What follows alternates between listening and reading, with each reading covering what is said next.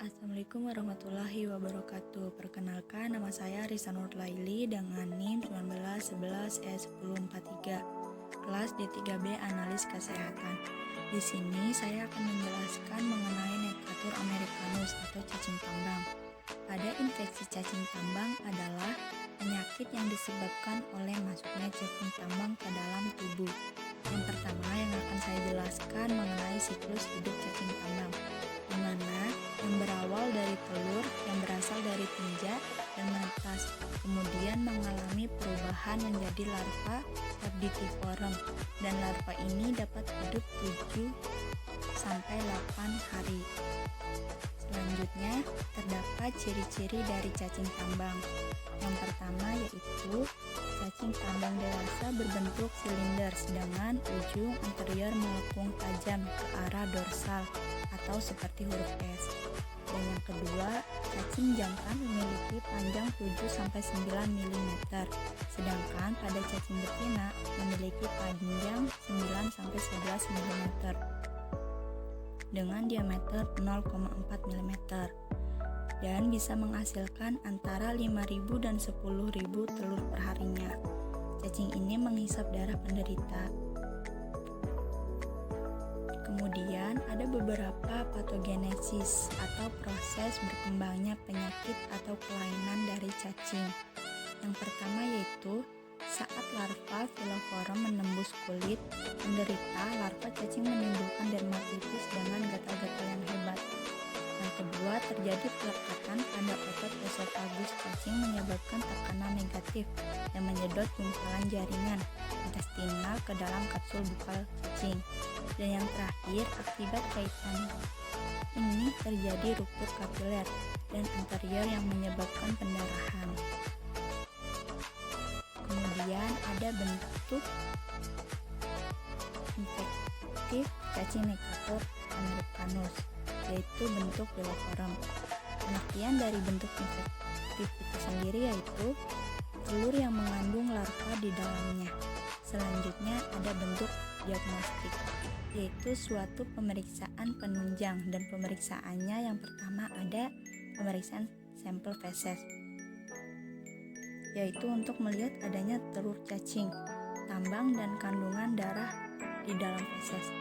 Dan yang kedua, pemeriksaan darah lengkap untuk melihat eosinophilia atau peningkatan salah satu jenis sel darah putih dan anemia. Dan sampel untuk pemeriksaannya yaitu menggunakan sampel feses dan darah lengkap. Selanjutnya untuk pemeriksaannya yaitu reagen dan bahannya terdiri dari feses dan NaCl. Cara pemeriksaannya yang pertama, buat tetes larutan NaCl pada kaca objek yang bersih. Ambil tinja seujung lidi kurang lebih 2 mg. Kemudian diaduk hingga rata pada larutan NaCl lalu ditutup dengan cover slip. Dan terakhir, spesimen diamati di bawah mikroskop mula-mula dengan pembesaran 10 kali objek dan kemudian dilanjutkan dengan lensa objektif 40 kali. Dan untuk interpretasi hasilnya yaitu positif, negatif. Artinya untuk hasil positif yaitu jika pada pemeriksaan ditemukan telur atau larva dalam spesimen tinja, sedangkan pada hasil negatif yaitu jika pemeriksaannya tidak ditemukannya telur atau larva dalam spesimen tinja.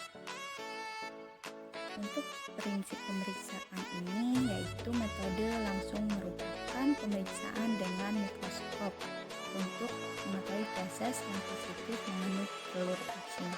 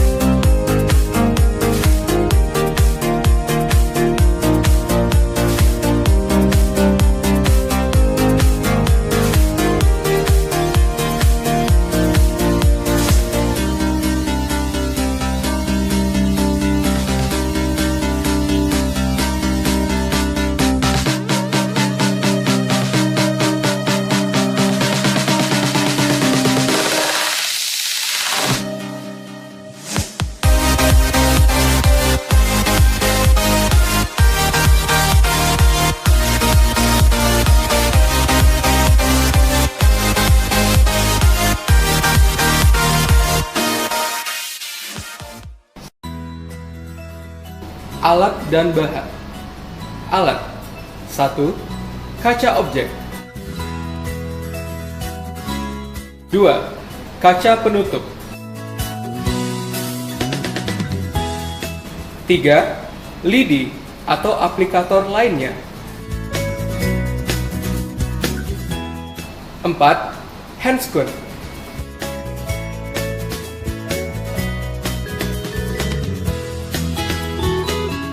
5.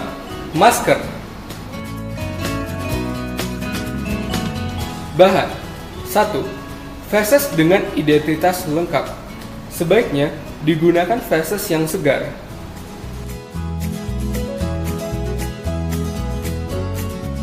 2. Larutan garam fisiologis atau epsin atau lugol. Prosedur kerja 1. Menyiapkan alat dan bahan.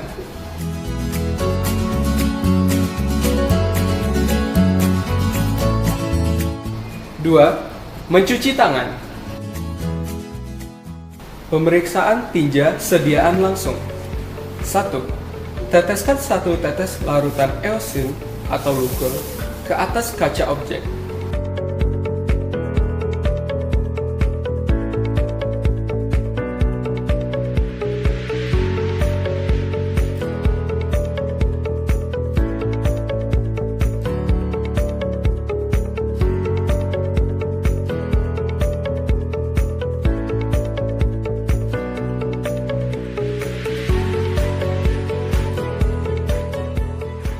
2.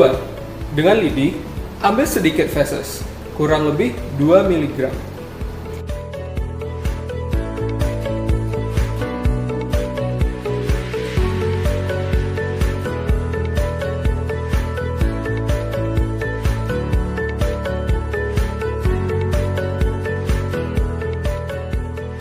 Sebisa mungkin, ambil bagian yang ada darah atau lendir dan campurkan dengan tetesan larutan sampai homogen.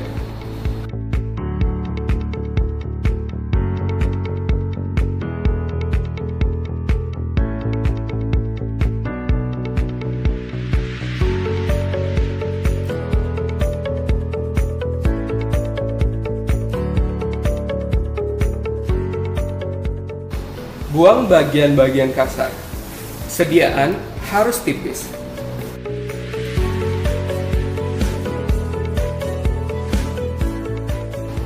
3. Tutup dengan kaca penutup ukuran 22 x 22 mm.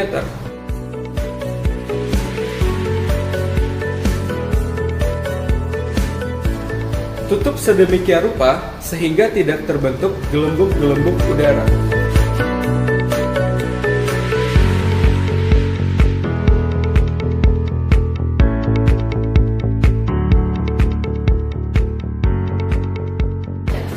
Pemeriksaan di bawah mikroskop.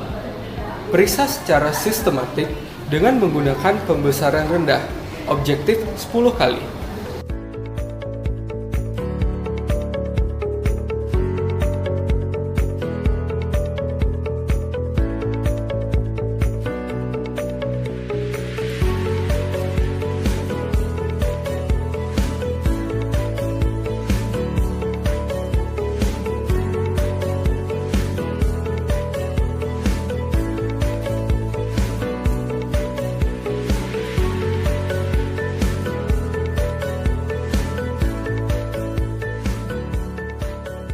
Bila dicurigai adanya parasit, periksalah dengan objektif 40 kali.